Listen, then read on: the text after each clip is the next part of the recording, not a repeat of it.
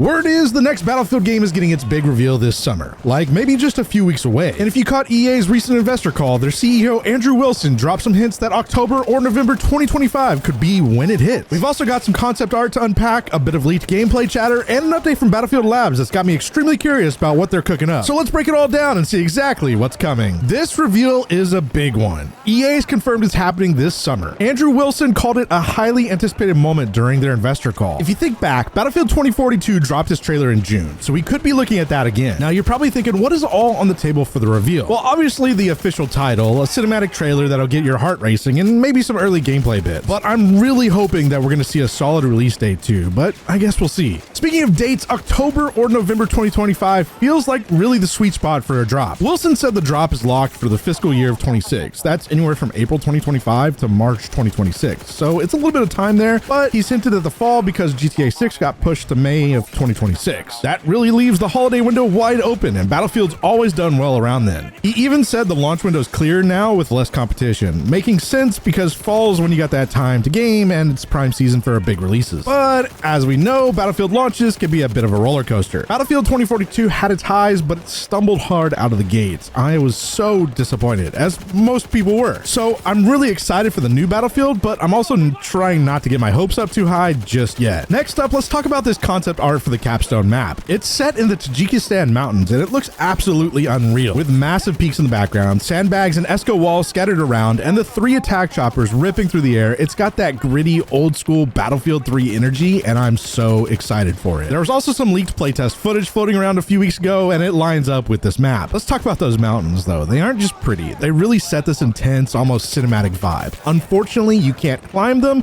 but they make the map feel massive. The leaks showed off a layout with tons of cover, some vertical spots for sniping, and debris everywhere. So hopefully gone are the days of having to run through an open field. In the playtest, you could also see lots of jets and helicopters that were going at it, and the destruction was just next level. There was buildings half collapsed, walls blown out. They really brought back the destruction from like the Battlefield 3, Battlefield 4, Battlefield 5 days. I was so disappointed with the destruction in 2042. The destruction in these games adds to the chaos. It really makes Battlefield feel alive. If the other maps match this energy, we're in for something absolutely special. I can't wait to see more maps. Battlefield Labs also dropped a post recently, and it's all about bringing back the classic Battlefield magic. As far as the gameplay goes, they're obsessed with making it smooth, low latency, and high performance. Low latency is a big deal. Imagine firing your shots and actually hitting where they should. No more of that did I miss or did the game lag nonsense in Battlefield 2042.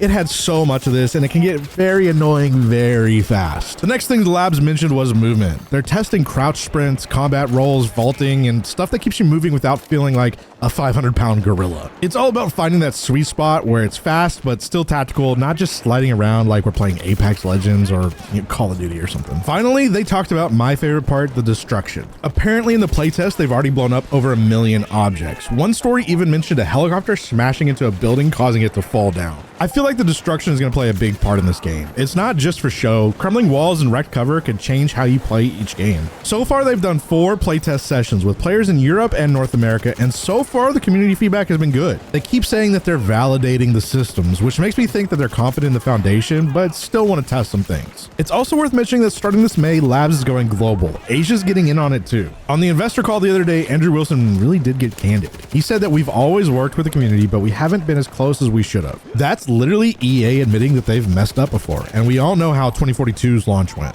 But now they're all about the player first approach with Battlefield Labs. He's called it the biggest playtesting initiative they've ever done for this series. Speaking of big playtests, apparently over 600,000 people have signed up for Battlefield Labs. I know I was one, and I had like an 8-hour wait to sign up. Wilson said he's pumped though. He's saying that when Battlefield gets it right, it's the biggest shooter of the year. They've got their largest dev team on this ever, and they're leaning hard into the community input. He mentioned 350 million views on the Battlefield content that they posted since the first tease. They're even tweaking maps, guns, and progression based on what the players are saying in the playtest. If they really stick to this could be a huge year for Battlefield, and I'm here for it. But just like before, we've heard a lot of big promises, and here's hoping they deliver.